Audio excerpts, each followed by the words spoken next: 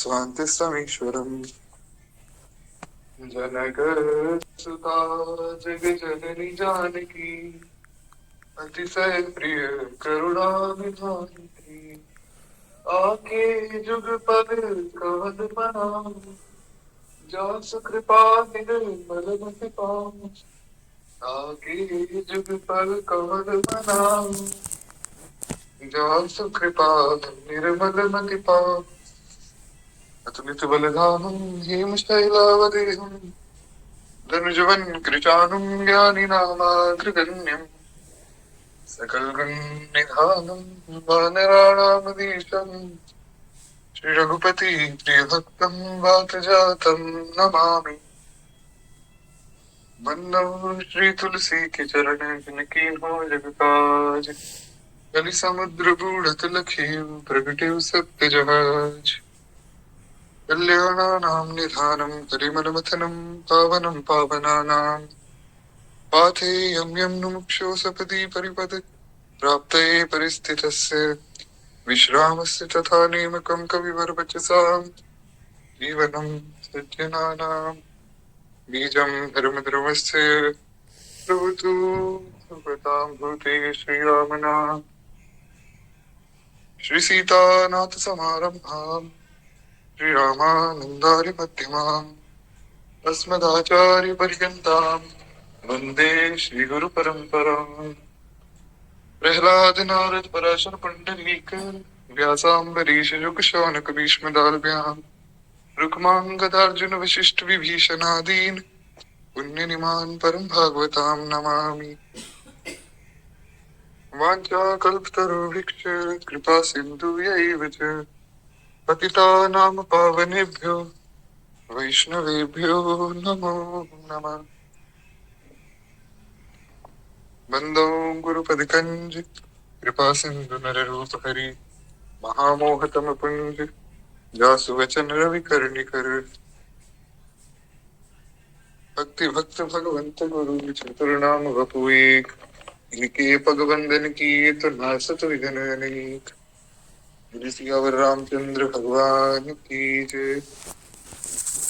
हरिश्चरण अनंतानंत कोटि ब्रह्मांड नायक भक्त वत्सल शरणागत वत्सल भगवान की महती कृपा करुणा से हम आप सब मानस जी का श्रवण कर रहे हैं।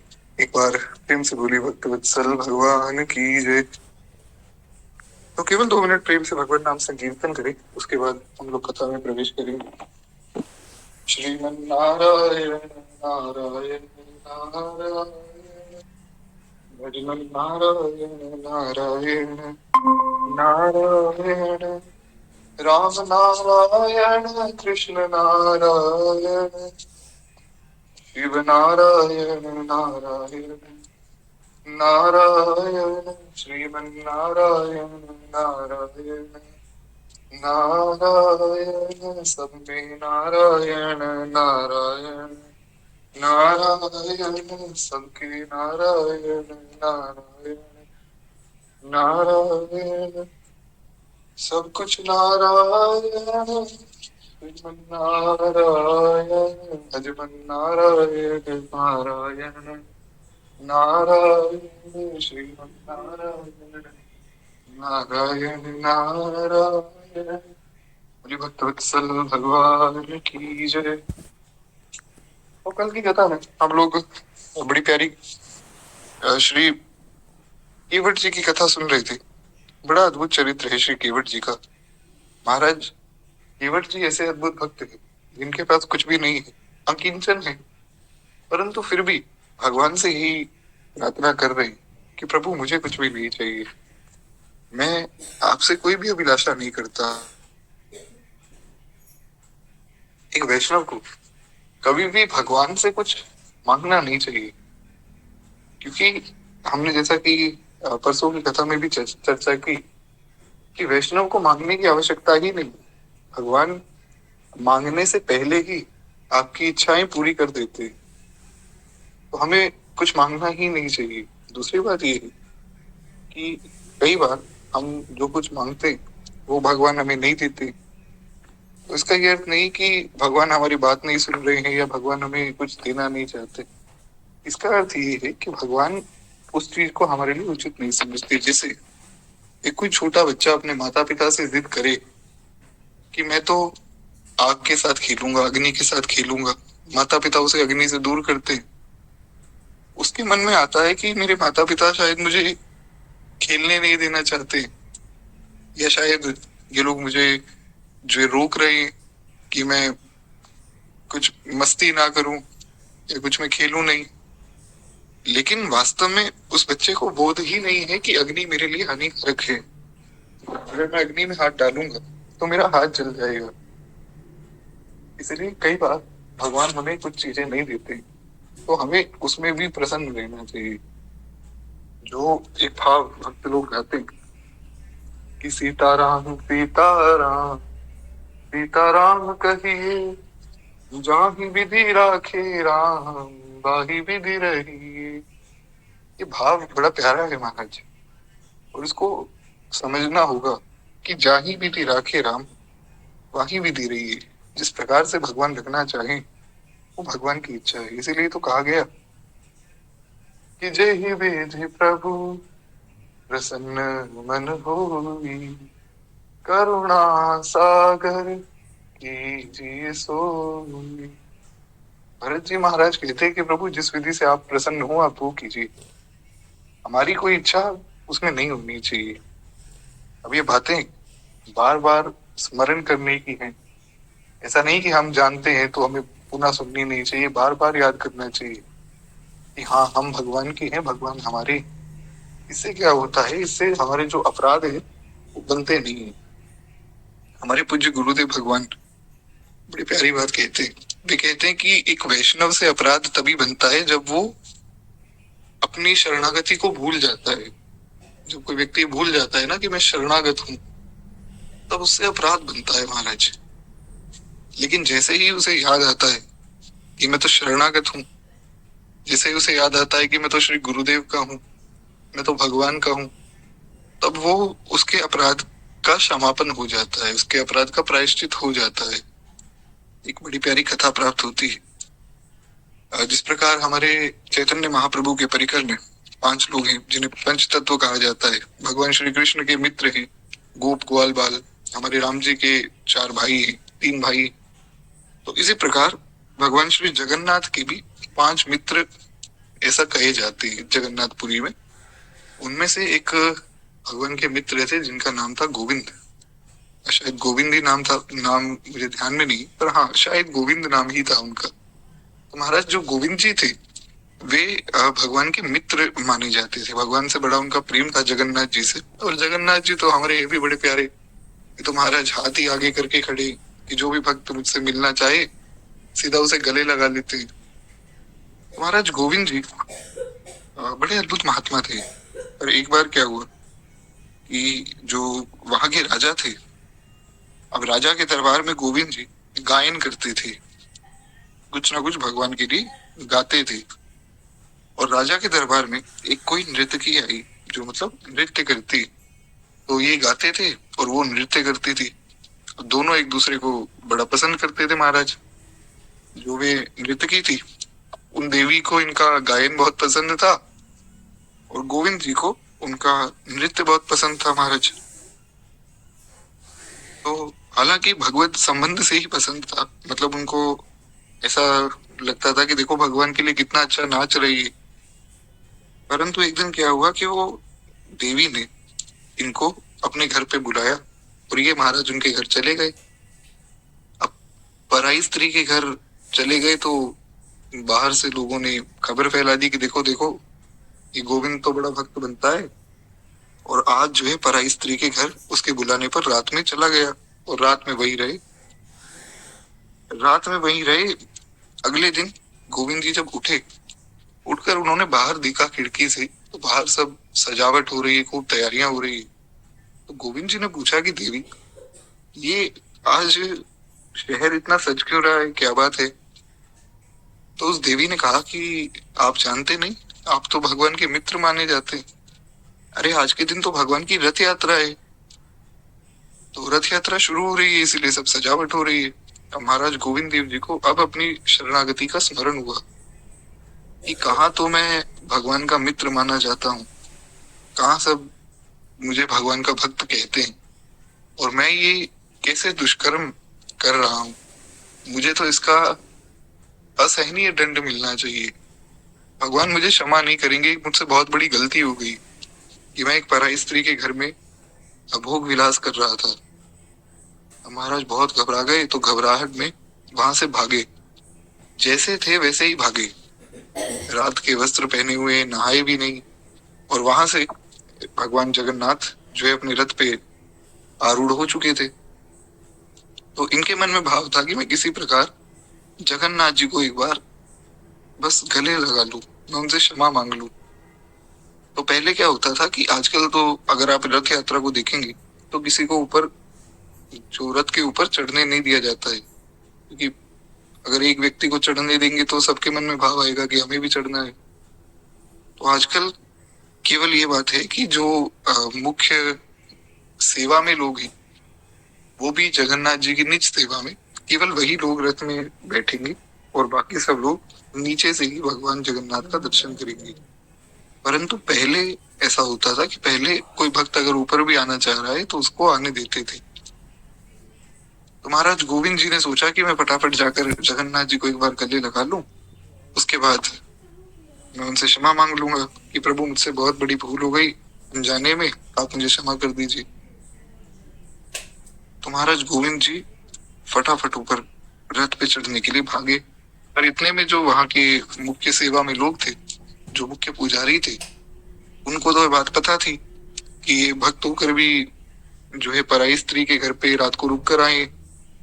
तो उन्होंने गोविंद जी को ऊपर चढ़ने ही नहीं दिया। गोविंद जी बेचारे रोने लग गए। लेकिन पुजारियों ने कहा कि देखो, ये व्यक्ति जो खुद को भक्त कहता है जगन्नाथ जी का, कल रात को पराई स्त्री के घर पे था और ये वैश्यावृत्ति में लगा हुआ था। तो अब जो है इसको मारना चाहिए, इसको इतना मारो कि इसको सबक मिले और आज के बाद ये ऐसा कोई दुष्कर्म ना करे। तो महाराज सब लोगों ने मिलके और गोविंद जी को खूब पीटा, इतना मारा कि गोविंद जी वहां बेहोश हो गए। और वहां जब वे उनको होश आया तो उन्होंने सोचा कि भगवान को तो मिलना ही है, भगवान से, भगवान को गले तो लगाना ही है। कोई बात नहीं, प्रत्यक्ष नहीं तो अप्रत्यक्ष रूप से ही सही। तो उन्होंने क्या किया कि जाकर भी समुद्र के किनारे बैठ गए और वहां पर स्नान करके अपना मन में ही ध्यान कर रहे हैं कि मैं भगवान को गले लगा रहा हूँ, मैं जगन्नाथ जी का आलिंगन कर रहा हूँ, रथ यात्रा हो रही है और मैं रथ यात्रा में ही भगवान के साथ चल रहा हूँ। और यहाँ से जो वास्तव में रथ यात्रा हो रही थी, वो रथ यात्रा में रथ रुक गया। अब जब रथ रुक गया तो सबने, महाराज बहुत प्रयास किया लेकिन रथ आगे ही ना बढ़े। तो जो मुख्य पुजारी थे जगन्नाथ जी के, उन्होंने पूछा कि जय जय, रथ कैसे रुक गया? तो भगवान ने कहा कि देखो, मेरा एक भक्त वहां समुद्र के तट पर बैठा है और वो बड़े आर्त भाव से मुझे पुकार रहा है। तो जब तक वो आकर मेरे रथ में ना बैठे तब तक वो रथ चलेगा नहीं। तो सब लोगों ने जाकर महाराज गोविंद जी को बुलाया और बुलाकर लाए, खूब उनका सम्मान किया, उनसे क्षमा मांगकर फिर जब वे रथ में बैठे तो महाराज रथ पुनः चला। कहने का आशय केवल इतना है कि एक वैष्णव से अपराध तभी बनता है जब वो अपनी शरणागति को भूल जाता है, जब वो ये भूल जाता है कि मैं भगवान का हूँ, भगवान मेरे हैं, मैं गुरुदेव का हूँ, गुरुदेव मेरे हैं। लेकिन जैसे ही उसे ये याद आता है तो वैसे ही उसके अपराध का क्षमापन हो जाता है। इसका बिल्कुल भी अर्थ ये नहीं है कि हम ऐसा करें कि हम खूब पाप करें और फिर भगवान को कहें कि प्रभु हम तो आपके ही हैं, चाहे जैसे भी हैं, पापी हैं, कुटिल है, कामी हैं, पर हैं तो आपके। वो बात ठीक है कि हैं हम भगवान की, पर इसका ये अर्थ नहीं कि हम जानकर कुछ गलत काम करें, शास्त्र के विरुद्ध आचरण करें। हाँ, गलती से कोई गलती हो जाए तो अलग बात है, पर जानबूझकर ऐसा नहीं करना चाहिए। खैर, एक बार प्रेम से बोलिए श्री जगन्नाथ भगवान की जय। तो कुछ इस प्रकार श्री केवट जी का चरित्र भी हमने सुना कि महाराज कैसा अद्भुत चरित्र है। अब कछु नाथ ना चाहिए मोरे, दीन दयाल अनुग्रह तोरे। महाराज बड़ा अद्भुत भाव कि अब कछु नाथ न चाहिए मोरे। अब खैर इस पर तो हम विस्तार में चर्चा कर चुके, पुनः चर्चा नहीं करेंगे। तो अब भगवान आगे बढ़े और आगे बढ़कर अब भगवान पहुंचे श्री वाल्मीकि जी के पास, और महाराज वाल्मीकि जी से भगवान ने कुछ स्थान पूछे। वाल्मीक मन आनंद भारी, मंगल मूरत नयन निहारी, तब कर कमल जोरी रघुराई, बोले बचन श्रवण सुखदाई। अब देखिए बड़ी प्यारी बात है। गोस्वामी जी कह रहे हैं कि महाराज मंगल की मूर्ति को नेत्रों से देखकर वाल्मीकि जी के मन में बड़ा आनंद हो रहा है। भगवान साक्षात मंगल की मूर्ति, हम सुनते हैं मंगल भवन अमंगल हारी, द्रवहु सुदशरथ अजिर बिहारी। जो मंगल के भवन है, भगवान के सब विधान मंगल में है। इसलिए तो हमने आज जो कल की कथा में सुना था परसों कि महाराज भगवान कभी किसी का अनिष्ट कर ही नहीं सकते। भगवान के भक्त को तो एकदम निश्चिंत हो जाना चाहिए कि जो भी मेरे जीवन में हो रहा है या जो भी मेरे जीवन में होगा वो सब मंगल में होगा, क्योंकि भगवान के सब विधान मंगल में है। तो जब भगवान के सब विधान मंगल में है तो महाराज हमें डरना क्यों, और किस बात का डर है। एक बार महाराज श्री नामदेव जी महाराज, आपने नाम सुना होगा, तो नामदेव जी बड़े अद्भुत महात्मा थे, बड़ा सुंदर उनका भाव। अब हुआ क्या कि एक बार उनके घर में आग लग गई। अब आग लग गई तो लोगों ने पानी डाला, लेकिन लोगों को उन्होंने रोक दिया कि अरे तुम ये क्या कर रहे हो। तो लोगों ने कहा कि भाई आपके घर में आग लग गई है, पानी डालो, आग शांत करो। बोले नहीं नहीं, अरे नामदेव के घर में कौन आएगा, नामदेव के घर में विठल नाथ के अलावा और कौन आ सकता है, मेरे विठल ही आए हैं, अग्नि के रूप में आए हैं, पर विठल जी ही आए हैं। तो नामदेव जी क्या कर रहे थे कि जहां जहां आग लगी थी और जहां आग नहीं लगी थी घर में, तो उस ओर से सारा सामान उठाकर अग्नि में डाल रहे थे। अब लोगों ने कहा कि नामदेव तो पागल हो गया है, अरे जिस हिस्से में आग लगी है उसमें आग बुझाने की जगह ये बाकी घर में भी आग लगवा रहा है। महाराज पूरा घर जल गया और नामदेव जी खूब प्रसन्न हुए और प्रसन्न होकर बैठ गए, और महाराज बैठकर खूब भजन कर रहे हैं, जय जय राम कृष्ण हरि, जय जय राम कृष्ण हरि। ऐसा खूब कीर्तन कर रहे हैं महाराज। तो लोगों ने कहा कि अब तुम रहोगे कहाँ। बोले अरे इतना बड़ा आसमान है, इतनी बड़ी जमीन है, ये सब राम जी का ही तो है महाराज। तो जब सब कुछ राम जी का है तो हम भी राम जी के और ये सब सामग्री भी राम जी की, तो यहाँ रहेंगे खूब प्रेम से, उसमें क्या दिक्कत है। जैसी ठाकुर जी की इच्छा, वे जहाँ रखना चाहें, हम प्रसन्न हैं। तो महाराज लोगों ने कहा ये तो पागल हो गया है, और लोग वहां से चले गए। इतने में एक व्यक्ति आया और उस व्यक्ति ने कहा कि आपका घर जल गया है, मैंने सुना। बोले हाँ जल तो गया है भैया। तो बोला कि मैं आपका घर बना दूंगा, मुझे खूब कारीगरी आती है और मैं बहुत सुंदर घर बनाता हूँ, तो घास फूस लेके बढ़िया घर बना दूंगा आपका मैं। तो नामदेव जी ने कहा देखो भैया ऐसा है कि घर तो तुम बनाना चाहते हो, अच्छी बात है, पर मेरे पास कोई धन नहीं है, जो कुछ था मैंने जला दिया। तो बोले कोई बात नहीं, आप मुझे कुछ देना मत, आप मुझे, मैंने सुना है आप अभंग बहुत अच्छा गाते हैं, मतलब भगवान का भजन बहुत अच्छा आप गाते हैं, तो आप मुझे एक वो सुना देना बढ़िया प्रेम से, और मैं आपका घर बनाता रहूंगा, क्योंकि मुझे सुनना बहुत अच्छा लगता है, और उसमें भी भगवान का कोई कथा करे, कोई भगवान का भजन गाए, अभंग गाए, मुझे बड़ा आनंद आता है। तो नामदेव जी बोले कि अरे इसमें कौन सी बड़ी बात है, तुम कहो तो हम सुबह तक तुम्हें अभंग ही सुनाते रहे। महाराज खूब प्रेम से नामदेव जी कीर्तन करते रहे, अभंग गाते रहे, और यहाँ उस व्यक्ति ने पूरा घर बना दिया। घर बनाकर वो व्यक्ति चला गया। अब वो व्यक्ति और कोई था ही नहीं, वो तो केवल ठाकुर जी ही थे। नामदेव जी को बाद में अनुभव हुआ कि विठल नाथ ही आए थे, क्योंकि विठल नाथ को छोड़ के नामदेव जी के घर कौन आएगा। जैसा कि अभी हमने गोविंद जी की कथा में भी सुना कि जगन्नाथ जी को छोड़ के दूसरा और कोई है ही नहीं, वैसे ही यहाँ विठल नाथ को छोड़ के और कोई है ही नहीं।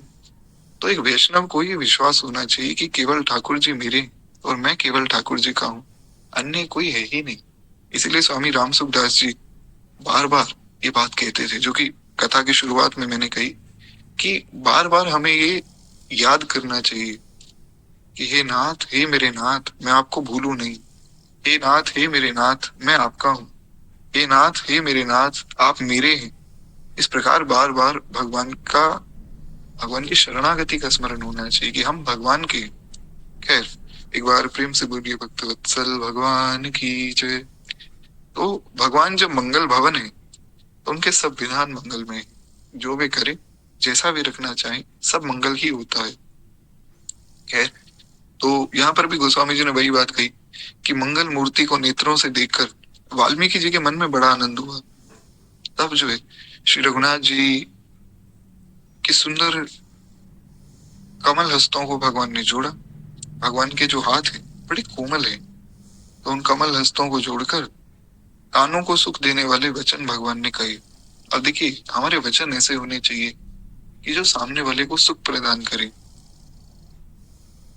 बहुत लोग कुछ ऐसी बात करते हैं कि सामने वाला व्यक्ति उनसे बात ही नहीं करना चाहता है। वैष्णव को ऐसा नहीं होना चाहिए। एक वैष्णव को मधुर भाषी होना चाहिए। हम इतने प्रेम से सामने वाले से बात करें कि उसे भी लगे कि हाँ, कोई तो व्यक्ति था जिससे मिले थे। ऐसा मैं नहीं कह रहा हूँ। परम पूज्य श्री प्रेमानंद बाबा, उनकी कोई रील आई, बड़ी प्यारी रील, उसमें बड़ी अच्छी बात भी बता रहे थे कि भाई आप किसी से मिलो तो ऐसे मिलो कि सामने वाला आपको याद करे कि हाँ, किसी व्यक्ति से मिले थे। ऐसे नहीं मिलना चाहिए कि वो सोचे कि अरे ये कैसा व्यक्ति मिला है, भगवान ना करे आगे कभी इससे मिलन हो। तो कुछ इस प्रकार मिलना चाहिए। ऐसी वाणी बोली जो मन का आपा खोए, ओरन को शीतल करे और आपहु शीतल हुए। खैर, इसका अर्थ ज्यादा विस्तार करने की आवश्यकता है नहीं। बड़ी प्यारी बात, बहुत प्रेम से श्री भगवान ने पूछा है वाल्मीकि जी से, तुम त्रिकाल दर्शी मुनि नाथा, जो विश्व बदर जिमि तुम रे हाथा। अस कह प्रभु सब कथा बखानी, जेहि जेहि भांति दीन बनु रानी। तो भगवान ने बड़े प्रेम से जो है वाल्मीकि जी को कहा कि प्रभु, आप तो त्रिकालदर्शी हैं और आप तो सब कुछ जानने वाले हैं। तो हे मुनिनाथ, इस प्रकार जो है हमें वन का राज्य मिला है। भगवान ने कहीं ये नहीं कहा कि मेरी माँ ने मुझे घर से निकलवा दिया, या मेरी माता के कई ऐसी हैं, मेरे पिताजी ने मुझे घर से निकाल दिया, मेरे माता पिता, ऐसा कभी भी नहीं कहा भगवान ने। हम लोग आजकल ऐसी बातें करते हैं महाराज कि हमारे तो माता पिता नॉन डिवोटी है और वो हमें परेशान करते। ऐसा नहीं कहना चाहिए। ठीक है, जो उनका भाव है कोई बात नहीं, है तो हमारे माता पिता ही, तो उनका अपमान नहीं करना चाहिए। हाँ ठीक है, आप भजन कीजिए छुप छुप कर, किसी को बताइए मत, वो अलग बात है। पर किसी का अपमान करना, उसमें भी खासकर माता पिता का अपमान करना उचित नहीं है, क्योंकि माता पिता ही भगवान के तुल्य हैं। तो हमें तो उनमें भगवान को देखना चाहिए। तो भगवान कहीं भी ये नहीं कह रहे हैं कि मेरे माता पिता ने गलत किया है। माता पिता गलत कर ही नहीं सकते, ऐसा भगवान का भाव है। तो भी कह रहे हैं कि मेरे पिताजी ने मुझे वन का राज्य दिया है, तो आप मुझे ये बताइए कि मैं कहाँ रहूं, कहाँ रहना उचित रहेगा। हे मुनिराज, आपके चरणों का दर्शन करने से आज हमारे सारे पुण्य सफल हो गए।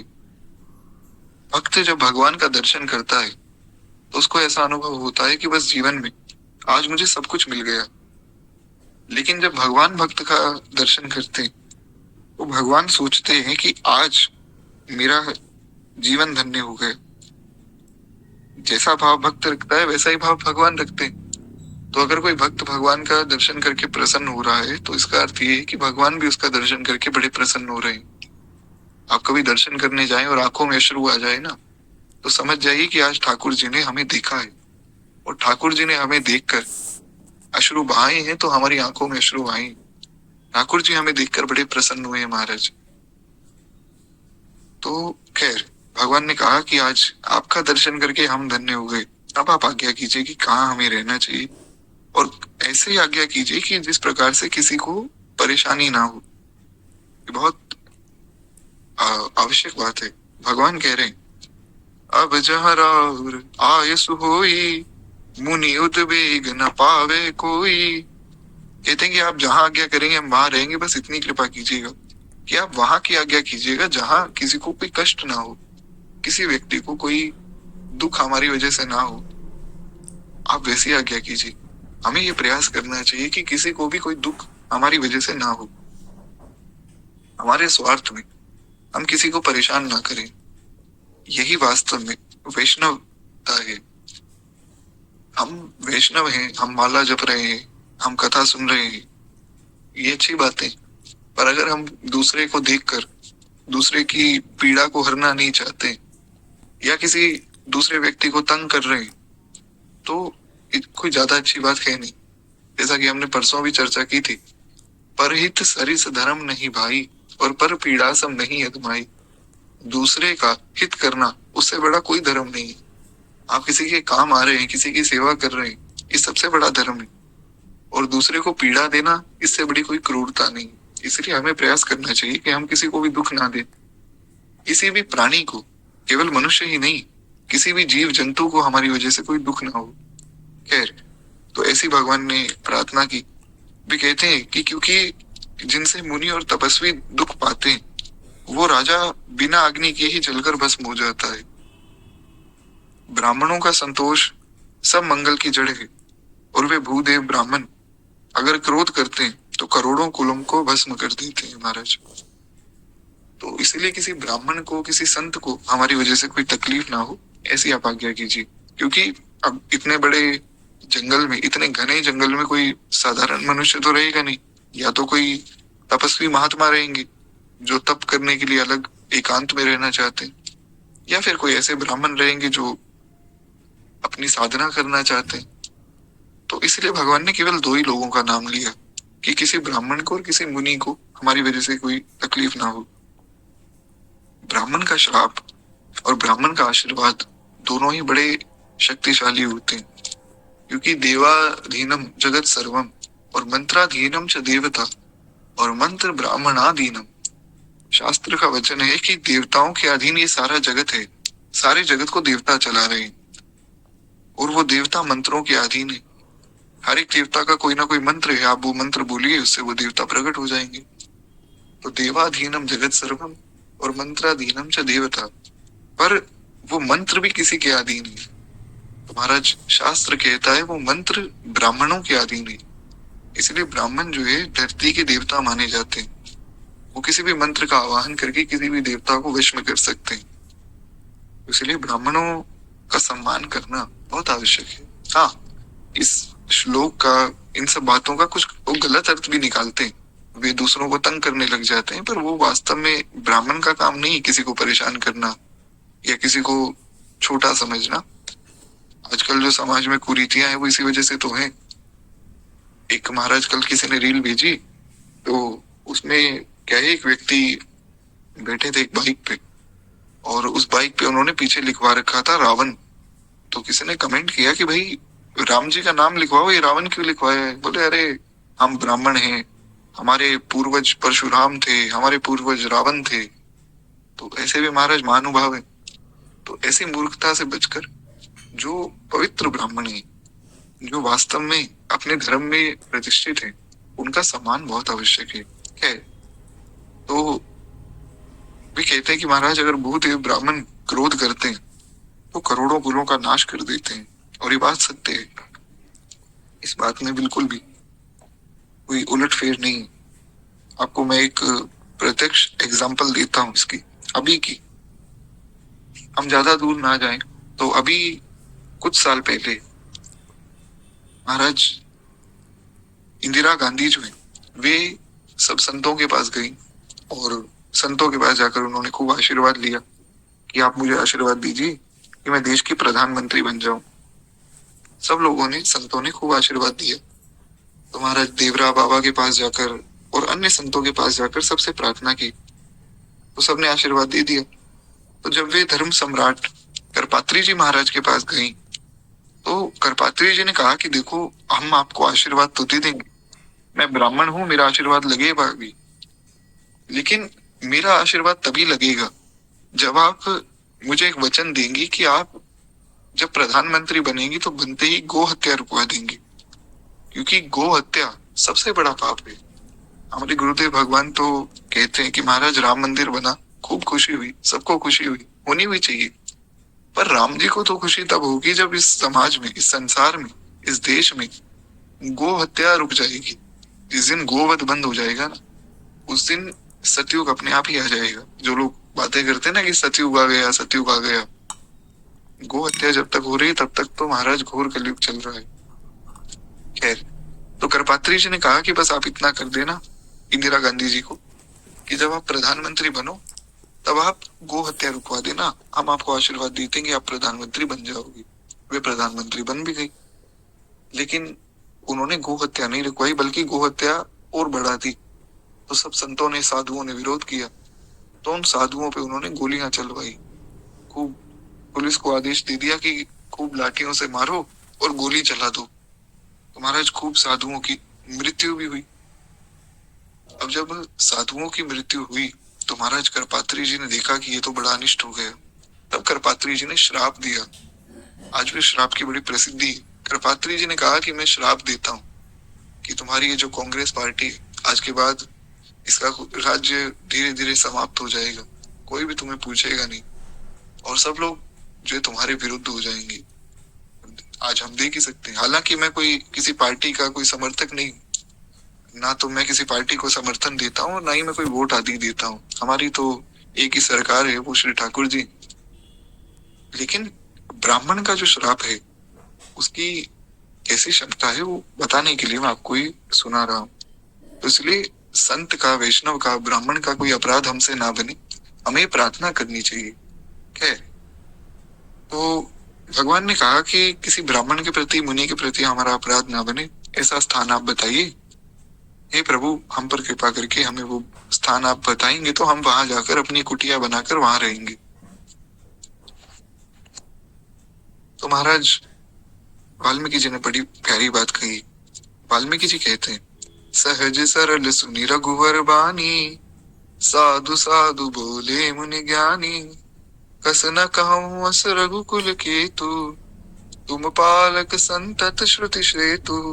कहते महाराज बड़ी प्यारी वाणी में वाल्मीकि जी कहते हैं कि धन्य है, धन्य है हे रघुकुल के ध्वजा स्वरूप, आप ऐसा क्यों ना कहेंगे। आप सदैव से ही वेद की मर्यादा का पालन करने वाले, आप तो ऐसा कहेंगे ही।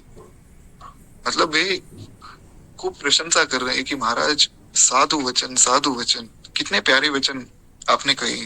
जैसा कि अभी हमने चर्चा की, इतने प्रेम से बात करें कि सामने वाले का मन प्रसन्न हो जाए, औरन को शीतल करे और आप हो शीतल हुए।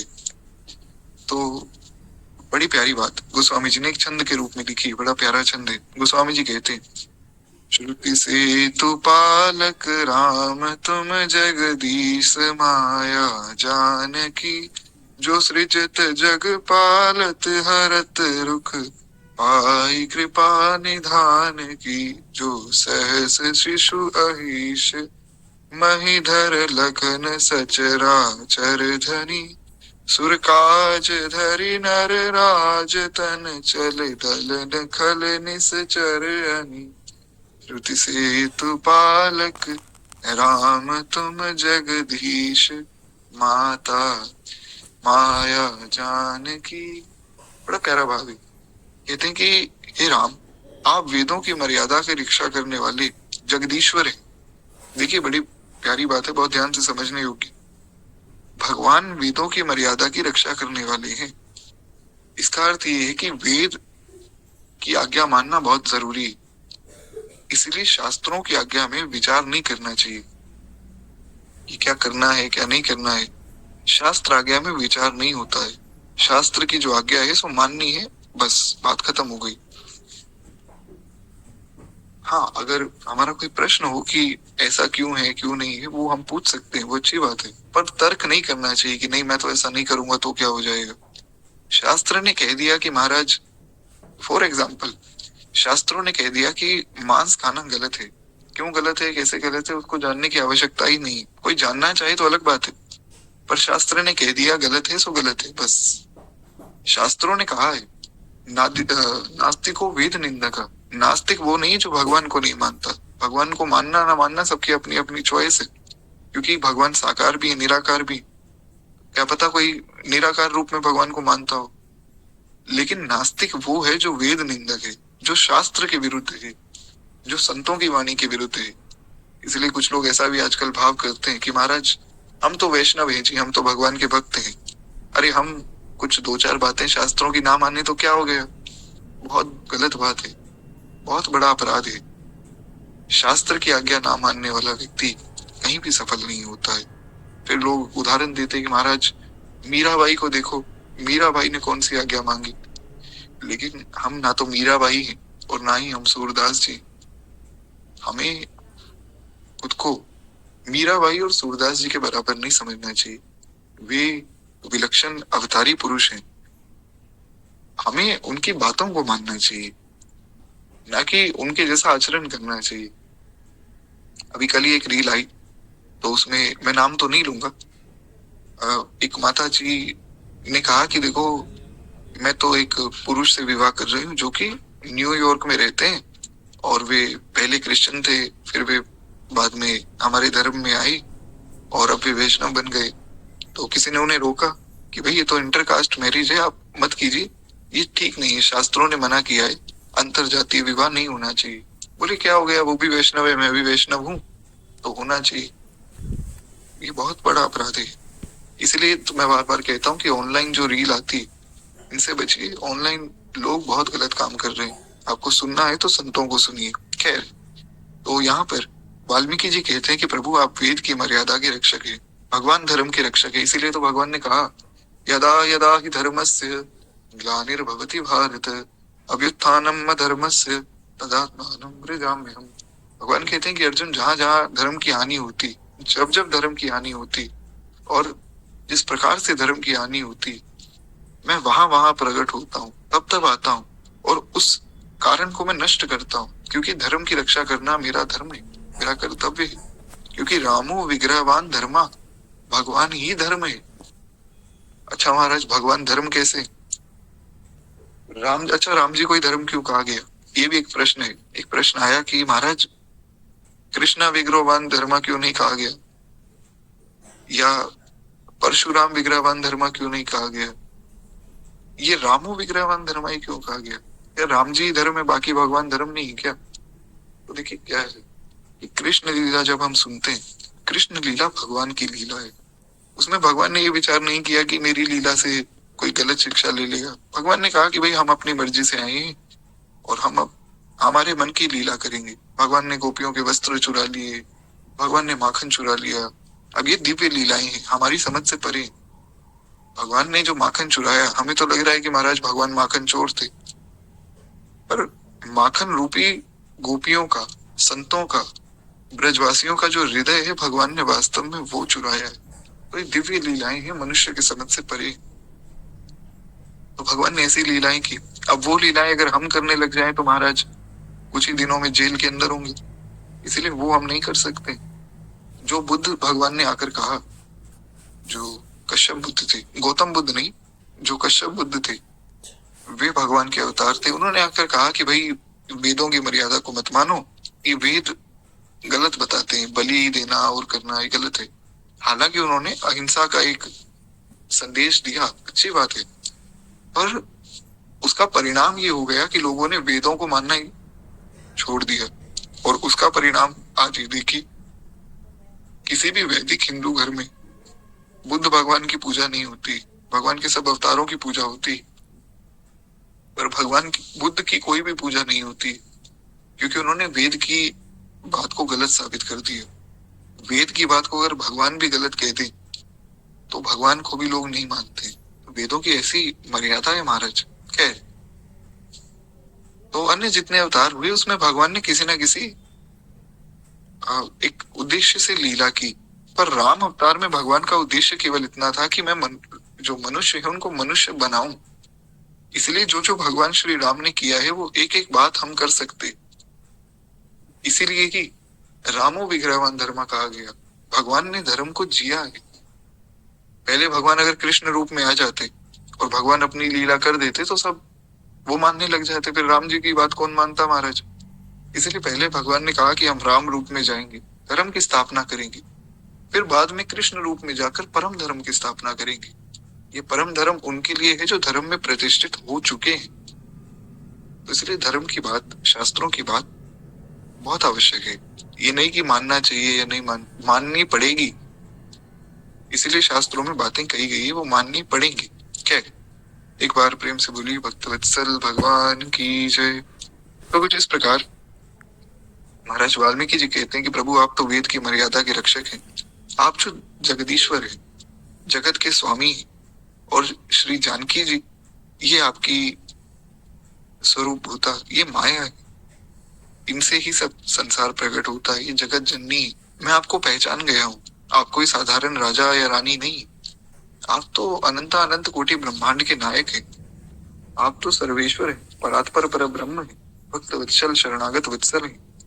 हे प्रभु आप तो अखिल ही प्रत्यनीक हैं। आप अनंत असंख्य कल्याण गुणगन निलय हैं। हे प्रभु मैं आपको जान चुका हूँ। आप जगत पिता और जगत माता हैं। कहते हैं जो कृपा के भंडार, आपकी रुख पाकर जगत का सृजन हो जाता है, पालन हो जाता है, संहार हो जाता है। आप ऐसे श्री रघुनाथ जी मुझ पर कृपा कीजिए। हे प्रभु जो 1000 मस्तक वाले सर्पों के भी स्वामी और पृथ्वी को अपने सिर पे धारण करने वाले शेषनाग जी के भी स्वामी, और वही शेषनाग जी चराचर जगत को धारण करने वाले श्री शेष भगवान ही लक्ष्मण बनकर आए। देवताओं के कार्य के लिए आपने जो राजा का शरीर धारण किया है, और दुष्ट राक्षसों की सेना का नाश करने के लिए ही आप चलकर आए। हे राम आपका स्वरूप और वाणी दोनों ही अत्यंत सुंदर है, और आपका स्वरूप वाणी के अगोचर है, यानी कि जो आप कह रहे हैं वो आपके स्वरूप में प्रतिष्ठित होता है। अब देखिए व्यक्ति जैसे बोलता है ना, उसके बोलने के तरीके से पता लग जाता है कैसा व्यक्ति। अब जैसे राम जी ने कितना मीठा बोला, तो पता लग गया कि राम जी बड़े मीठे व्यक्ति, बहुत ही सहज, बहुत ही शीलवान। और महाराज यही अगर रावण होता तो रावण अहंकार से बोलता, तो पता लग जाता है कि बड़ा अहंकारी। तो इसलिए हमारी वाणी ऐसी हो जो हमारे चरित्र को दर्शाए, जो सामने वाले को ही पता लगे कि हाँ देखो ये कितना अच्छा व्यक्ति, कितनी अच्छी बात करता है। भगवान बहुत शीलवान है महाराज। भगवान के शील का वर्णन कर पाना संभव ही नहीं। ऐसा अद्भुत भगवान में शील है, ऐसा भगवान का मीठा स्वभाव है कि कोई भी जो भगवान से चर्चा कर लेते वो पिघल जाता है। जैसे कि रावण, एक कथा प्राप्त होती है, हालांकि मैंने शायद सुनाई भी थी आपको, युद्ध में एक दिन रावण का जो बाण था वो भगवान ने काट दिया, और महाराज रावण जमीन पर गिर गया। अब रावण को लगा कि मेरे पास कोई शस्त्र तो है नहीं, और मैं वैसे भी लड़ के बहुत थक चुका हूँ, अब शायद ये राम मुझे मार देंगे। तो रावण घबरा गया। राम जी उसके पास गए, राम जी ने हाथ से उसे उठाया और कहा रावण भैया देखो, आज तुम युद्ध में बहुत थक गए हो, तुम्हारे पास शस्त्र भी नहीं, कोई बात नहीं, तुम घर जाके आराम करो, कल फिर से युद्ध करेंगे। महाराज ये सुन के तो रावण रोने लग गया। रावण घर पे आया, रो रहा था। मंदोदरी ने कहा कि आपका नाम रावण है, रावण का तो अर्थ ही है जो सारे संसार को रुला दे, आप खुद रो रहे हैं। बोले कि मैं जिनसे लड़ रहा हूँ वो राम इतने कृपालु हैं कि आज उनके पास अवसर था, वे मुझे मार सकते थे, उन्होंने मुझे छोड़ दिया। ऐसा स्वभाव तो मैंने कहीं सुना ही नहीं। अस स्वभाव सुना नहीं देखो, ऐसा स्वभाव ना देखा ना सुना। ऐसी कृपा तो शायद केवल राम जी ही कर सकते हैं। महाराज भगवान जैसा और कोई नहीं। अस स्वभाव सुनाऊं नहीं देखो, ना तो ऐसा कोई स्वभाव किसी का सुनने में आता है, और ना ही ऐसा स्वभाव देखने में आता है। महाराज अद्भुत स्वभाव है श्री भगवान का, और भगवान जैसे केवल भगवान ही है। खैर, तो एक बड़ा प्यारा भाव है श्री गोस्वामी जी का, सुनो सीतापति शील स्वभाव। गोस्वामी जी कहते हैं कि सीतापति भगवान के शील स्वभाव को सुनो। विनय पत्रिका में खूब उन्होंने विस्तार में इस पद की रचना की है। महाराज ऐसा अद्भुत स्वभाव उसने भगवान का बताया है कि किस प्रकार भगवान अपने भक्तों पर कृपा करते हैं, किस प्रकार भगवान भक्तों की बात सुनते हैं, उसका वर्णन ही नहीं किया जा सकता है। बड़ा अद्भुत पद है, कभी समय मिलेगा तो हम सुनेंगे। आप प्रयास करेंगे कि कल की कथा में सुन ले। अगर आप में से कोई याद दिला देगा तो कल की कथा में हम उस पद को सुनेंगे। बड़ा अद्भुत पद है। खैर, एक बार प्रेम से बोलिए भक्तवत्सल भगवान की जय। तो वाल्मीकि जी कहते हैं कि प्रभु, आप तो देवताओं के कार्य करने के लिए इस संसार में आए हैं। आपका स्वरूप वाणी के अगोचर है, बुद्धि से परे है, अव्यक्त है, अकथनीय है और अपार है। वेद निरंतर उसको नेति नेति कहकर वर्णन करते हैं। अब देखिए, भगवान जहां जहां गए हैं ना, रामचरितमानस में वहां वहां हर एक मुनि ने भगवान की स्तुति की है। चाहे वो वाल्मीकि जी हो, फिर अत्रि जी हो, सुषेण जी हो, तो इस प्रकार सबने भगवान की स्तुति की है। क्यों? क्योंकि भगवान स्तुति प्रिय है। भगवान को स्तुति बहुत प्रिय महाराज। तो सबकी स्तुति बहुत ही अद्भुत है। जैसे अत्रि जी से जब भगवान आगे मिलेंगे, उन्होंने बड़ी प्यारी स्तुति की, नमामि भक्त वत्सलम कृपालुशील कोमलम, इत्यादि प्रकार से। तो उसी प्रकार से वाल्मीकि जी भी यहाँ भगवान की स्तुति कर रहे हैं। जग पे खन तुम देख निहारे, विधि हरि शंभु न चावन वारे, देव न जानहि मरम तुम्हारा, और तुम्ही को जान निहारा। बड़ा आवश्यक प्रसंग है ये, इसलिए मैं यहाँ पर बहुत विस्तार कर रहा हूँ। आगे हम कथा थोड़ी जल्दी जल्दी करेंगे, पर यहाँ बहुत विस्तार की आवश्यकता है। बड़ी प्यारी बात। श्री वाल्मीकि महर्षि कहते हैं कि महाराज, जग पेखन तुम देख निहारे, सारा संसार आप देखने वाले हैं। और संसार एक दृश्य है, आप तो उसको देख रहे हैं। संसार एक खेल है, आप उसको खेल रहे हैं। ये पूरा जो संसार चल रहा है ना, भगवान का एक खेल है। भगवान का मन करता है कि वही अनंत कोटि ब्रह्मांड बने, अनंत कोटि ब्रह्मांड बन गए। भगवान का मन करता है कि इस ब्रह्मांड में ऐसी ऐसी लीला हो, वैसी वैसी लीला हो रही है महाराज। राम की न चाहि सो होई, करे अन्यथा अस नहीं कोई। जो भगवान करना चाहते हैं महाराज, वही होता है। उसके विरुद्ध कोई कुछ भी नहीं कर सकता है। हम कहते हैं ना कि भगवान की मर्जी के बिना तो पत्ता भी नहीं हिलता है। पत्ता तो बहुत बड़ी बात है। आप कभी अगर किसी खेत में जाएंगे ना, तो वहां पर आप देखेंगे जो घास होती है, वो छोटी सी घास, वो बिना हवा के भी हिलती रहती है। अगर कभी बहुत प्रचंड गर्मी पड़ रही है, हवा नहीं चल रही, तब भी घास थोड़ी थोड़ी हिलती रहती है। अगर बहुत ध्यान से उसको बारीकी से देखा जाए, तो वो हिलना भी बिना हवा के, वो भी भगवान की इच्छा से होता है महाराज। ऐसा श्री गुरु नानक देव जी श्री गुरु ग्रंथ साहिब में, जो सिख परंपरा का ग्रंथ है, उसमें वर्णन करते हैं। तो महाराज, जो हो रहा है, जो होगा या जो हो चुका है, सब भगवान की इच्छा से ही होता है। भगवान की इच्छा के विरुद्ध कोई कुछ कर ही नहीं सकता है। तो कहते हैं, जग पे खन तुम देख निहारे, संसार एक खेल है प्रभु, आप खेल रहे हैं। अच्छा, खेलने के लिए कोई ना कोई खिलौना होना चाहिए। बिना खिलौने के कोई कैसे खेलेगा? वो छोटा बच्चा जो होता है ना, उसको हाथ में कुछ भी पकड़ा दो, वो उसी से खेलने लग जाता है। बस उसी प्रकार श्री गोस्वामी जी कहते हैं कि महाराज, जग पे खन तुम देख निहारे, विधि हरि शंभु नचावन वारे। आप ब्रह्मा विष्णु और महेश, इनको नचाने वाले हैं। आप ब्रह्मा जी से सृष्टि करवा लेते हैं, भगवान विष्णु से उसका पालन करवाते हैं, और भगवान शिव से उसका संहार करवा देते हैं। तो ये जो खेल चल रहा है सृजन और संहार का, इसमें आप तो इस खेल के राजा हैं, खेलने वाले हैं। और ब्रह्मा विष्णु महेश के रूप में आप ही, ब्रह्मा विष्णु महेश भगवान से अलग नहीं है, ऐसा नहीं समझना है कि यहाँ गोस्वामी जी कोई भेद कर रहे हैं। ब्रह्मा विष्णु महेश के रूप में भगवान ही आते हैं, क्योंकि भगवान को छोड़ के और कोई तत्व है ही नहीं संसार में। जो कुछ है सब भगवान ही है। तो यहाँ पर केवल समझाने के रूप में गोस्वामी जी कह रहे हैं कि जो विधि हरि शंभु नचावन वारे, तो ब्रह्मा विष्णु महेश को आप नचाते हैं। और उसके बाद भी देव न जानहि मरम तुम्हारा, ना तो ब्रह्मा जी, ना भगवान विष्णु और ना ही भगवान शिव, आपके मर्म को कोई नहीं जान सकता है। यानी कि आप कौन है, आपकी महिमा क्या है, ये पूर्णतया कोई भी नहीं जान सकता है। थोड़ा थोड़ा तो सब व्यक्ति जानते हैं, और जो जितना जानता है उतना वर्णन करता है महाराज। हम कथाएं सुनते हैं खूब, और यहाँ भी जो कथा चल रही है, जितना गुरुजनों की, संत जनों की कृपा से इस दास ने अनुभव किया, सो मैं कह देता हूँ। आप कहीं और कथा सुनने जाएंगे तो जितना उन्होंने अनुभव किया उतना वो कह देंगे। तो कहने का आशय ये है कि भगवान को पूर्ण रूप से कोई भी नहीं जान सकता है। हमने परसों इस पे खूब विस्तार में चर्चा की थी, तो पुनः चर्चा नहीं करेंगे। कहते हैं कि तेऊ न जानहि मरम तुम्हारा, और तुम्हें को जान निहारा। कहते हैं कि जब ब्रह्मा विष्णु महेश ही आपको नहीं जान सकते, तो महाराज और तो आपको कोई जान ले, ऐसा संभव कहाँ।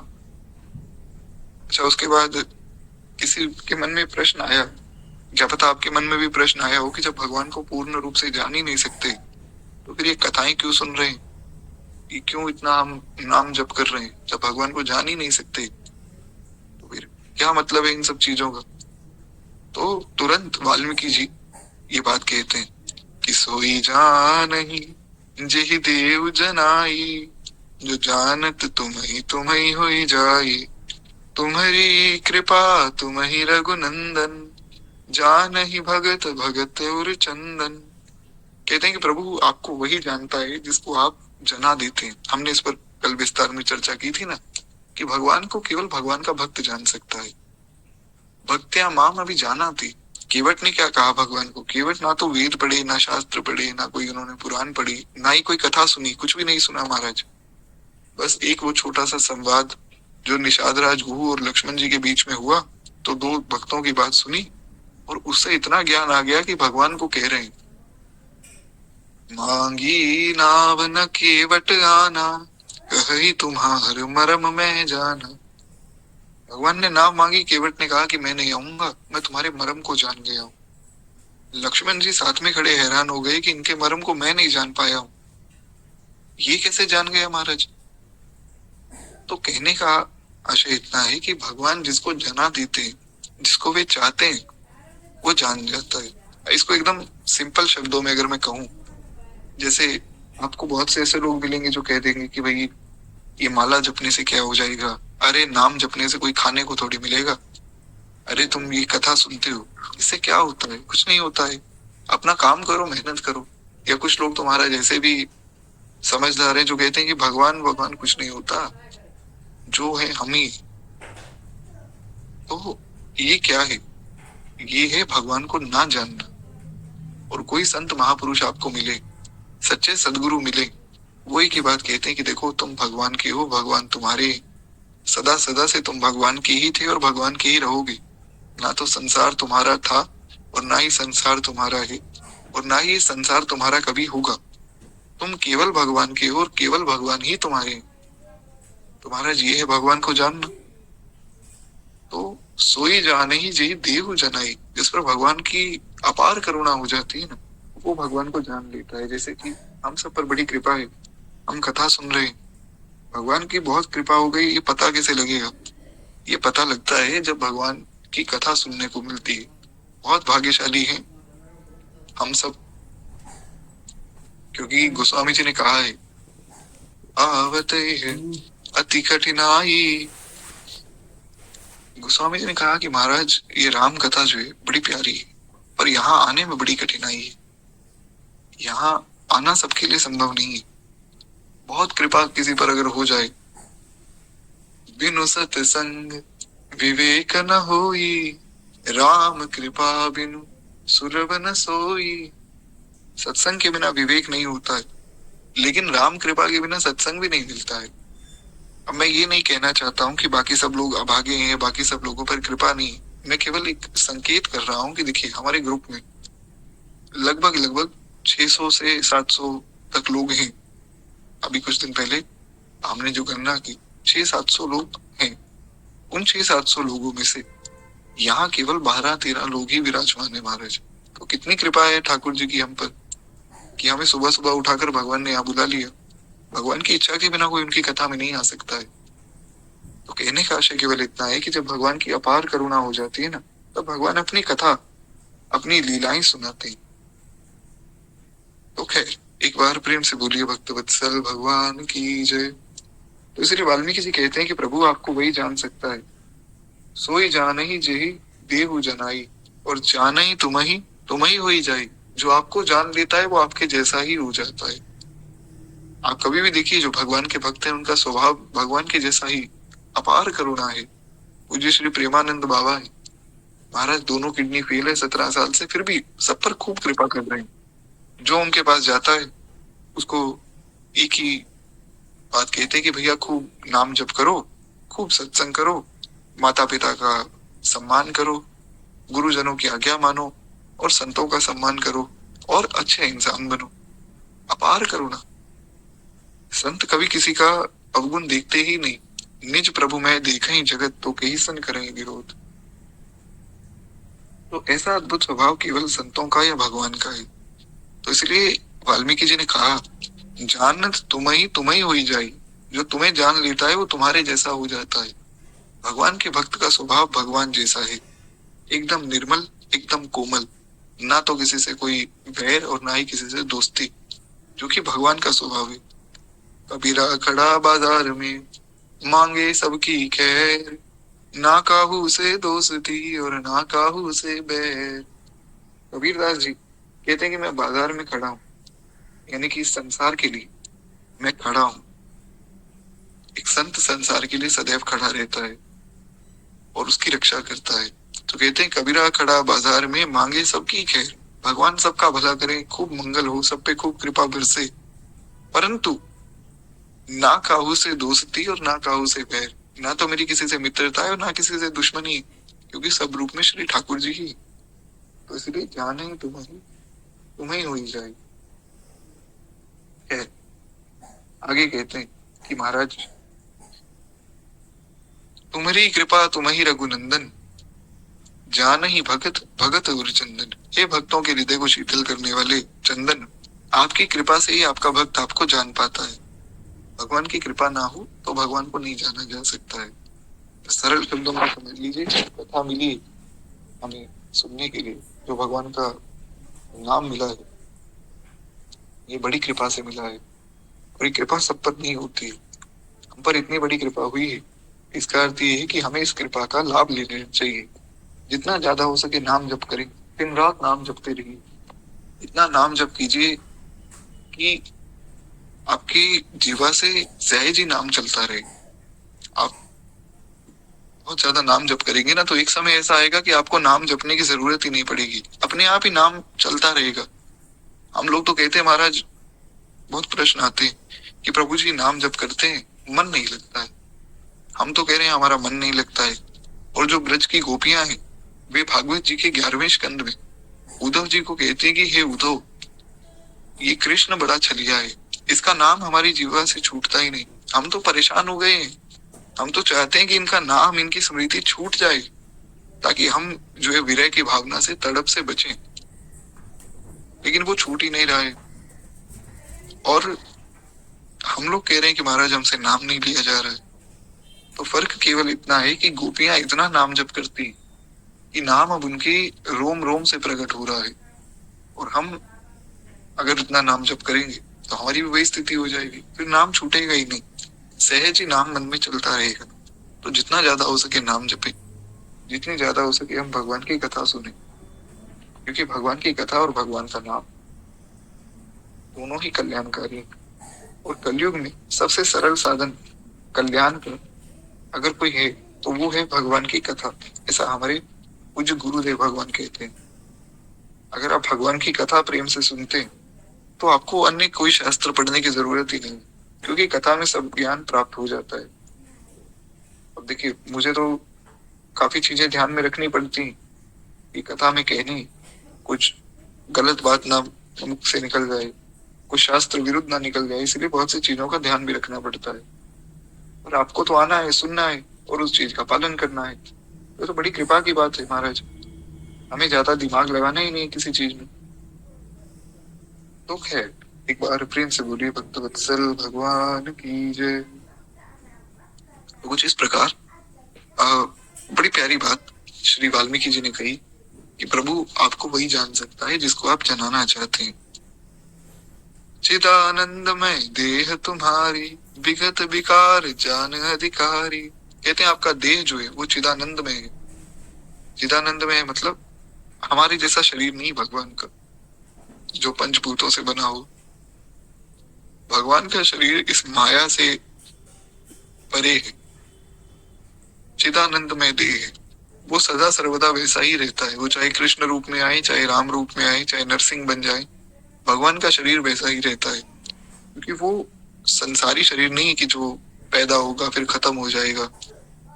भगवान का चिदानंदमय देह है। और विगत विकार जाने अधिकारी, कहते हैं सब विकारों से रहित है। जैसे हमारे शरीर में महाराज काम, क्रोध, मद, मत्सर, सब ये अवगुण भरे हुए हैं। भगवान के शरीर में ऐसा कोई अवगुण नहीं। और दूसरा भाग ये है कि विकारों से रहित है, मतलब भगवान ना तो कभी बीमार होते हैं, ना ही भगवान को मलमूत्र त्यागना होता है, ना ही भगवान को कोई रोग होता है, ना ही भगवान को कोई कष्ट होता है। भगवान हम इन सब चीजों से ऊपर है।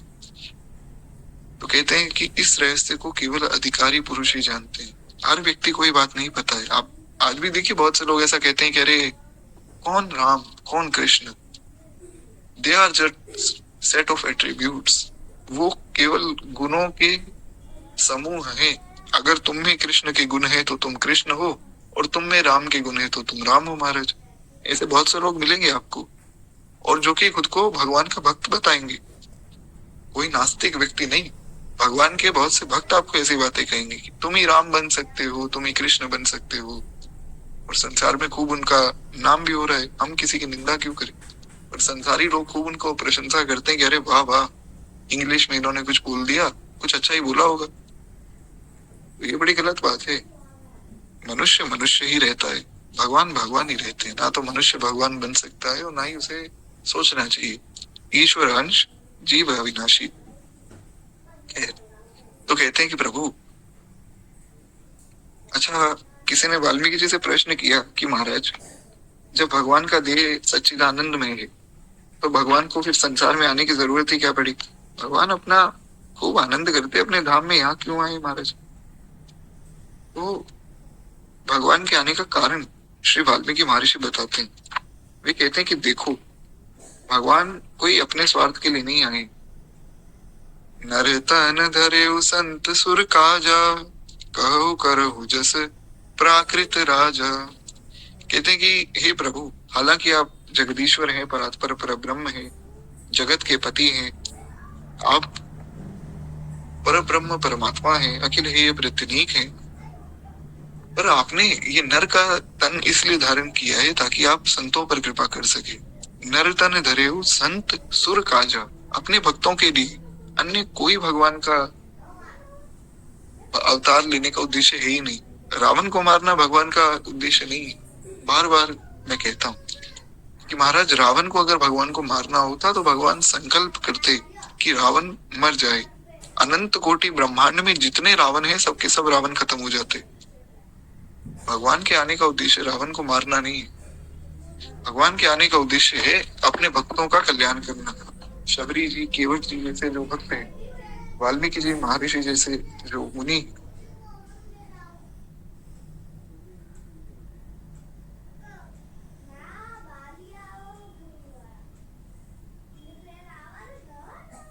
जी मैं क्षमा प्रार्थी हूँ, शायद मेरी आवाज बीच में बंद हो गई थी।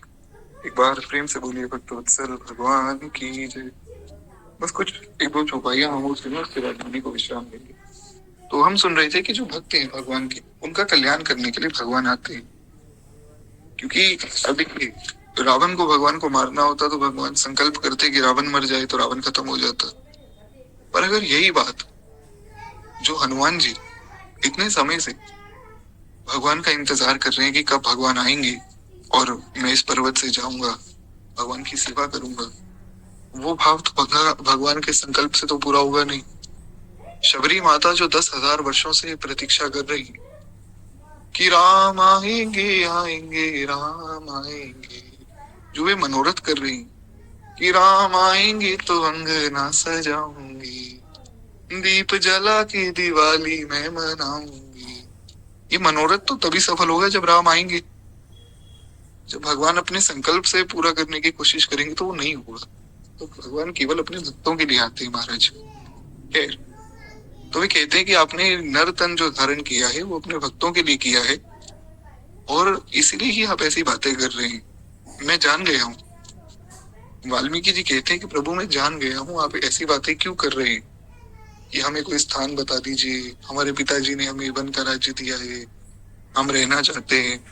मेरी जो पत्नी है सीता जी बड़ी कोमल है, और मेरा छोटा भाई मेरे साथ है, तो हमारी सहायता कीजिए। आपको प्रभु किसकी सहायता की आवश्यकता है? जिसके साथ आप होते हैं वो संसार में अभय हो जाता है, निडर हो जाता है। तो आपको ऐसी बातें करना शोभा नहीं देता है, पर आप इसीलिए कर रहे हैं कि नर लीला है। हे राम, आपके चरित्रों को देखकर और सुनकर मूर्ख लोग तो मोह में चले जाते हैं। अब जो मूर्ख लोग हैं वो मोहित हो जाते हैं महाराज। जैसा कि आप देखेंगे कि महाराज बहुत सी ऐसी बातें शास्त्रों की जो लोग उल्टी सीधी उनको समझ लेते हैं। एग्जाम्पल यही है कि आज भी अभी कुछ दिनों पहले ऐसा कुछ केस हुआ था। मुझे ज्यादा तो पता नहीं, मुझे तो किसी ने बताया था इसके बारे में कि कोई ऐसा या तो कोई नेता है या पता नहीं कोई फिल्म एक्टर है, कुछ तो है। तो उन्होंने ऐसा कह दिया कि भाई राम जी तो जो है मांसाहारी थे, मांस खाते थे। अच्छा, क्या प्रमाण है? बोले प्रमाण यही है, भाई वन में रहते थे तो वन में मांस ही मिलता है, और क्या मिलता है। अच्छा, तुमने कहाँ पढ़ा? वाल्मीकि रामायण में पढ़ा है जी। अच्छा, वाल्मीकि रामायण में ऐसा कुछ भी नहीं लिखा है। तो उल्टी सीधी बातें लोग करते हैं। वो क्यों करते हैं? इसीलिए तो करते हैं। वही तो बात यहाँ पर कह रहे हैं श्री वाल्मीकि जी कि राम दे कि सुनि चरित तुम्हारे, जड़ मोह बुध हो ही सुखारे। कहते हैं कि जो जड़ है वो मोहित हो जाते हैं, मूर्ख लोग मोहित हो जा रहे। ये कृष्ण कौन है? गोपियों के वस्त्र चुराने वाला ये कृष्ण है, इन्हें भगवान क्यों माने भाई? अच्छा, बीच में वो भी बात बहुत चली थी, मैं राम को क्यों मानूं, मैं तो रावण को मानूंगी। ऐसा जो स्त्रियां थी, माताएं भी बहुत ऐसा रील बनाती थी कि हमें राम जैसा पति नहीं चाहिए जिसने अपनी पत्नी का एक धोबी के कहने पे त्याग कर दिया। हमें तो रावण जैसा भाई चाहिए जिसने अपनी बहन के लिए भगवान से भी युद्ध कर लिया। अब लोग बड़े खुश भी हो गए महाराज। अच्छा, लोग इतने समझदार हैं, बड़े खुश हो गए। हाँ, बात तो सही। अरे, रावण ने अपनी बहन के लिए तो युद्ध किया था, और राम जी ने तो देखो अपनी पत्नी को त्याग दिया। तो ऐसे भी बहुत से महानुभाव आपको मिलेंगे। तो इसीलिए वाल्मीकि जी कह रहे हैं कि जो मूर्ख हैं वो आपके चरित्रों को सुनकर मोहित हो जाते हैं, और जो ज्ञानी है वो सुख पाते हैं। अब जो ज्ञानी है वे तो जानते हैं महाराज कि भगवान ने जानकी जी का त्याग क्यों किया था, तो वे इस मोह में नहीं फंसते। खैर, तो कहने का आशय इतना है कि हम अगर संतों में विश्वास करके, ग्रंथ में श्रद्धा करके अगर कथा को सुनेंगे तब तो हमारी बात समझ में आएगी। हम सोचेंगे महाराज क्या है संत और क्या है साधु, हम सबसे ज्यादा जानते हैं, तो आप कितनी कथा सुन लीजिए, आपको कुछ भी समझ नहीं आने वाला है। हाँ, मोह हो जाएगा अलग। और इसका प्रमाण है माता सती। माता सती और भगवान शिव जब पहुंचे अगस्त जी के यहाँ पर, तो शिव जी ने कहा कि अगस्त जी कुछ कथा सुनाओ। तो अगस्त जी पहले भगवान शिव की पूजा करने लग गए। माता सती ने सोचा कि भाई जो कथा सुनाता है, जो व्यास है, उनकी पूजा की जाती है, और जो कथा सुन रहे हैं यजमान वो पूजा करते हैं। यहाँ काम उल्टा है। व्यास जी तो कथा सुनाने वाले तो हमारी पूजा कर रहे हैं और हम बैठ के पूजवा रहे हैं। तो उनको संत के प्रति, व्यास के प्रति अश्रद्धा हो गई। व्यासाय विष्णु रूपाय, व्यास तो विष्णु का स्वरूप है। अब जब व्यास के प्रति अश्रद्धा हो गई तो उनकी कथा में कैसे भाव आए? तो उनको लग रहा था कि क्या ही सुनाएंगे, जब भी हमारी पूजा करने लग गए तो ये क्या सुनाएंगे। तो उन्होंने कथा सुनी नहीं।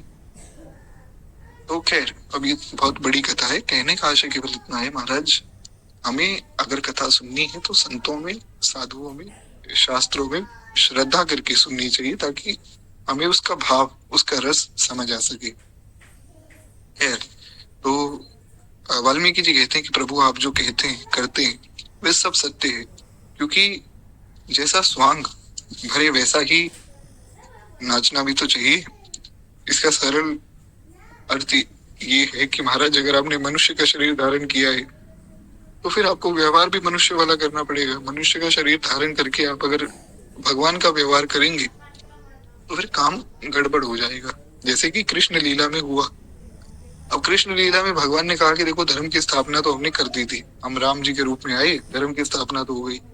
अब हम कृष्ण रूप में आए हैं, अब हम हमारी मर्जी से खूब लीला करेंगे, अब हम भक्तों को आनंद देंगे। तो महाराज बहुत से लोग भगवान कृष्ण पर उल्टे सीधे लांछन लगाते हैं। इसका ये मतलब नहीं कि भगवान गलत है, भगवान तो भगवान है, वो लोग मूर्ख हैं। पर कहने का आशय केवल इतना है कि अगर भगवान मनुष्य का व्यवहार नहीं करेंगे ना मनुष्य रूप में आकर, तो लोगों को मोह हो जाएगा। इसीलिए पहले भगवान ने राम रूप लिया कि एक बार पहले मनुष्य की लीला दिखा दे, उसके बाद जो हमारे भक्त हैं उनको हम हमारी अंतरंग कथाएं वो देंगे। खैर, तो इस प्रकार जो है वाल्मीकि जी ने खूब प्रेम से भगवान की स्तुति की है। अब उसके बाद वाल्मीकि जी ने कुछ 12 स्थान भगवान के रहने के लिए बताए हैं। ये स्थान बहुत ही आवश्यक है। ये कौन कौन से स्थान है ये हम कल की कथा में सुनेंगे, क्योंकि बहुत विस्तार करना पड़ेगा। आपसे मेरी यही विनती है कि कल की कथा में सबको जरूर आना है, क्योंकि जितने स्थान यहाँ बताए गए हैं वाल्मीकि जी द्वारा, इनको सुनना बहुत जरूरी है। एक भक्त के लिए तो बहुत ज्यादा जरूरी है। और अगर आप में से कोई इतनी कृपा कर दे कि कल के दिन मुझे याद दिला दे जो वो पद है विनय पत्रिका का, कि सुनो सीतापति शील स्वभाव, हम उसको भी सुनेंगे। बड़ा अद्भुत पद है। गोस्वामी जी ने इतना प्यारा पद लिखा है कि पूज्य श्री शरणानंद जी महाराज, जो कि बड़े अच्छे भगवान के भक्त थे, वे जब इस पद को गाते थे तो पूरा गा ही नहीं पाते थे। इतना प्यारा पद है महाराज कि गाते गाते रोने लग जाते थे। सुनु सीतापति शील स्वभाव, सुनु सीतापति शील स्वभाव, मोदन मन तन पुलक नयन जल, सोनर के हर खाऊ, सुनु सीतापति शील स्वभाव। अंकल की कथा में आप अगर कहेंगे तो मैं इस पद का सरलार्थ भी आपको सुना दूंगा, क्योंकि क्या है कि जब पिछले साल हमारी रामचरितमानस की कथा हुई थी ना, तो तब मैंने कहा था कि महाराज हम इस पद का विस्तार करेंगे, कभी भगवान कृपा करेंगे अवसर मिलेगा तो उस वक्त तो क्या है पूरी कथा करनी थी, पूरी रामचरितमानस कंप्लीट करनी थी, इसलिए समय मिला नहीं। इस बार तो महाराज हमें भरत चरित्र तक ही पहुंचना है, तो अगर आप लोग कहेंगे तो इस पद का सरल अर्थ भी हम सुनेंगे। बड़ा प्यारा पद है, तो कल आप मुझे याद दिला दीजिएगा। और जो 12 स्थान है वो सुनना बड़ा आवश्यक है, इसलिए कल की कथा में सब लोग जरूर पधारिए। आज वाणी को यही विश्राम देते हैं, केवल 2 मिनट प्रेम से हम लोग मानस जी की आरती कर ले, उसके बाद वाणी को विश्राम देंगे। एक बार प्रेम से बोलिए भक्त वत्सल भगवान की जय। आरती श्री रामायण जी की, कीरति कलित ललित श्री गावत ब्रह्मादिक मुनि नारद।